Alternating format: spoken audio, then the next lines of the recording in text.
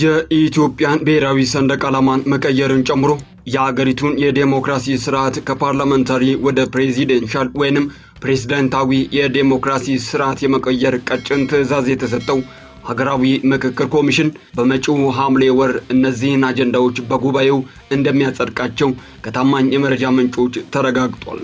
የአዲስ አበባ ከተማ የባለቤትነት ጉዳይም በአጀንዳው መካተቱ ተረጋግጧል።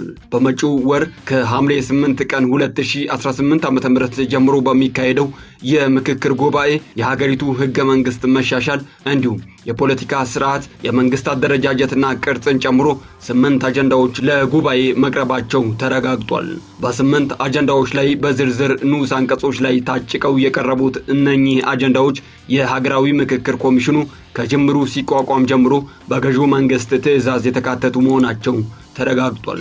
ከዚህም ባሻገር በሀገሪቱ የፖለቲካ ኃይሎች የቀረቡ የሽግግር መንግስትን ጨምሮ የፖለቲካ ድርጅቶችን በብሔር ስያሜ ማደራጀት የሚከለክሉ አጀንዳዎችም ውድቅ መደረጋቸው ታውቋል። ይህንኑ ጉዳይ በዝርዝር እንነግራችኋለን። ለአዳዲስ ታማኒና ወቅታዊ መረጃዎቻችን ቻናላችንን ሰብስክራይብ በማድረግ ቤተሰብ ይሁኑ።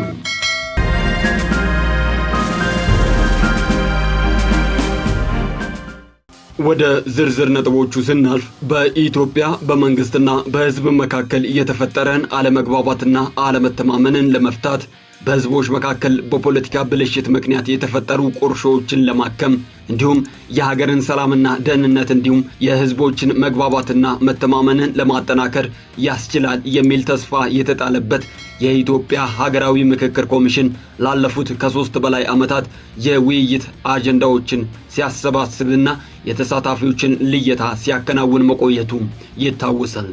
ይህ ተግባር የሀገሪቱን ዋና ከተማ አዲስ አበባ ከተማን ጨምሮ በተለያዩ የሀገሪቱ ክፍሎች ሲከናወን መቆየቱም አይዘነጋም።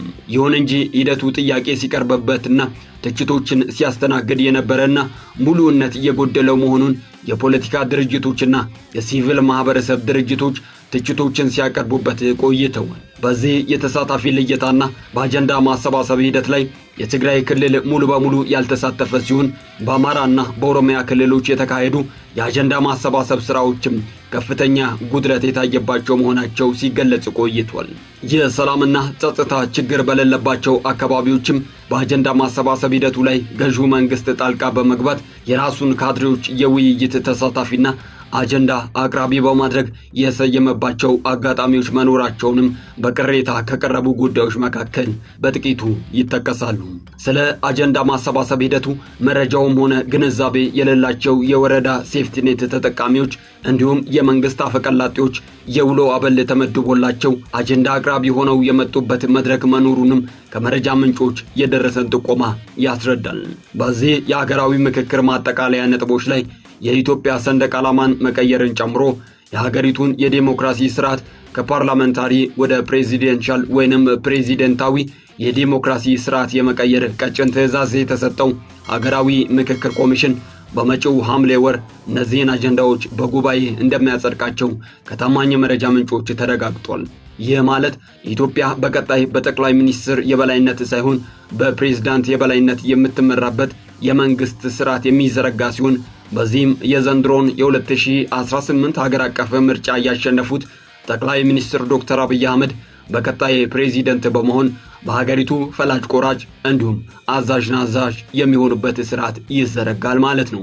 በመጪው ወር ከሐምሌ 8 ቀን 2018 ዓ.ም ጀምሮ በሚካሄደው የምክክር ጉባኤ የሀገሪቱ ህገ መንግስት መሻሻል እንዲሁም የፖለቲካ ስርዓት፣ የመንግስት አደረጃጀትና ቅርጽን ጨምሮ 8 አጀንዳዎች ለጉባኤ መቅረባቸው ተረጋግጧል።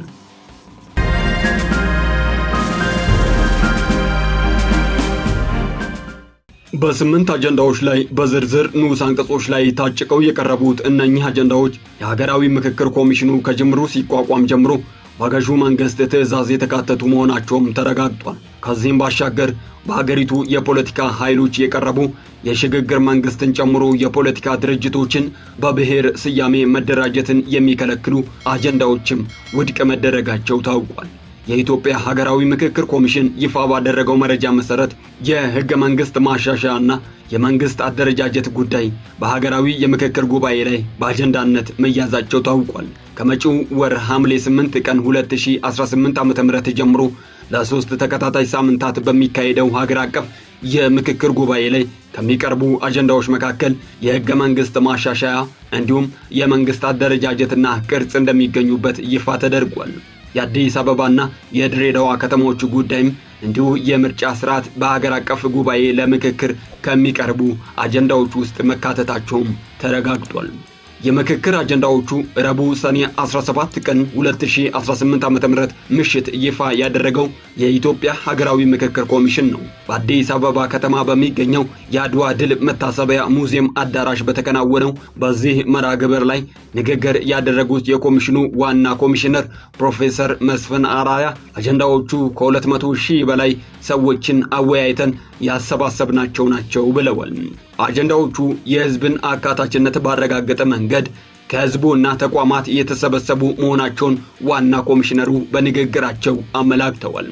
ሀገራዊ የምክክር ኮሚሽኑ ጥናትና ምርምሮችን በአጀንዳ ግብዓትነት መጠቀማቸውንም ፕሮፌሰር መስፍን በተጨማሪነት ገልጸዋል።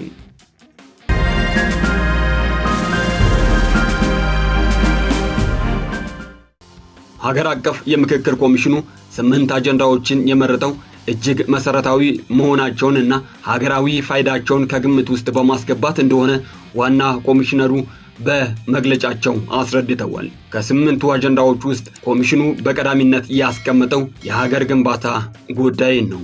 በዚህ አጀንዳ ስር የሀገር ግንባታ አቅጣጫ ማስቀመጥ፣ የማንነትና የባለቤትነት እንዲሁም የታሪክና ማንነት ጉዳዮች መካተታቸውን ፕሮፌሰር መስፍን አራያ በማብራሪያቸው ላይ ጠቅሰዋል። የብዝሃነት አስተዳደር ጉዳዮች፣ የቋንቋ ጉዳዮች፣ የባህል ታሪክና ቅርስ ጥበቃ ጉዳዮችም በዚሁ አጀንዳ ስር ለምክክር እንደሚቀርቡም ተጠቁሟል። ኮሚሽኑ በሁለተኛ አጀንዳነት ያስቀመጠው የመንግስት አደረጃጀትና ስርዓት ጉዳይን ነው። በዚህ አጀንዳ ውስጥ የፖለቲካ ስርዓት ግምገማ፣ የምርጫ ስርዓት፣ አማራጭ የፖለቲካ ስርዓቶች እንዲሁም የዲሞክራሲ ብሂል ማጎልበትን የሚመለከቱ ጉዳዮች በንዑስ አደረጃጀት ተዘርዝረዋል።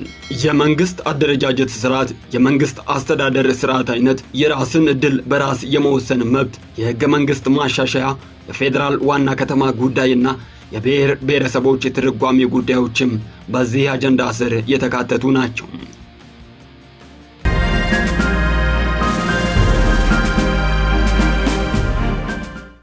በሁለተኛው አጀንዳ ስር ለምክክር ከሚቀርቡ ጉዳዮች ውስጥ የፌዴራል መንግስትና የክልል መንግስት የስልጣን ዘመን እንዲሁም የፌዴራልና የክልል መንግስታት ግንኙነቶች ይገኙበታል። ሶስተኛው የሀገር አቀፍ የምክክር ጉባኤ አጀንዳ የፌዴራል ከተሞች በሆኑት የአዲስ አበባና ድሬዳዋ ከተሞች አደረጃጀት ጉዳዮችን የሚመለከት ነው። የአዲስ አበባ ከተማ በጀትና ከኦሮሚያ ክልል ጋር ያላት ግንኙነት፣ ከከተማይቱ የሥራ ቋንቋ ጉዳይ እንዲሁም የድሬዳዋ ከተማ ውክልና ጉዳዮች በዚሁ አጀንዳ ስር ምክክር እንደሚደረግባቸውም ተገልጿል። ሀገራዊ የምክክር ኮሚሽኑ በአራተኛነት ያስቀመጠው አጀንዳ የሃይማኖት ጉዳዮችን የሚመለከት ነው። በአምስተኛ ደረጃ ላይ የተቀመጠው የተቋማት ግንባታ፣ የህገ መንግስት የበላይነትና የሰብአዊ መብት ጉዳዮች አጀንዳ ስር ለምክክር ከሚቀርቡ ጉዳዮች መካከል የጸጥታ ተቋማት ገለልተኝነት ጉዳይ ይገኝበታል። የማህበራዊ ኢኮኖሚያዊ የአርብቶና አርሶ አደሮች ጉዳዮችን በሚመለከትም አጀንዳ 6 ስር የመሬት ባለቤትነትና የህዝብ ቆጠራ በንዑስ የምክክር አጀንዳነት ተይዘዋል። በሰባተኛ አጀንዳነት በተያዘው የሙስናና የመልካም አስተዳደር ጉዳዮች የተጠቃለሉበት ደግሞ የተገለሉ ቡድኖች መብት ጥበቃ፣ የጣምራ ዜግነት ጉዳዮች፣ የመገናኛ ብዙሃን ነፃነትና ተጠያቂነትን የሚመለከቱ ንዑስ አጀንዳዎች ይገኙበታል። የኢትዮጵያ ሀገራዊ ምክክር ኮሚሽን በስምንተኛነት የያዘው የመጨረሻው አጀንዳ የሰላም ግንባታ ጉዳዮችን የሚመለከት ነው። በዚህ አጀንዳ ስር የሽግግር ፍትህ፣ የሰብአዊ መብት ጥበቃ ተቋማት ማጠናከር፣ የእርቅ ጉዳዮችና ሌሎች የተያያዥ ጉዳዮች በሀገራዊ ምክክር ጉባኤ ላይ ቀርበው ምክክር እንደሚደረግባቸው ተገልጿል።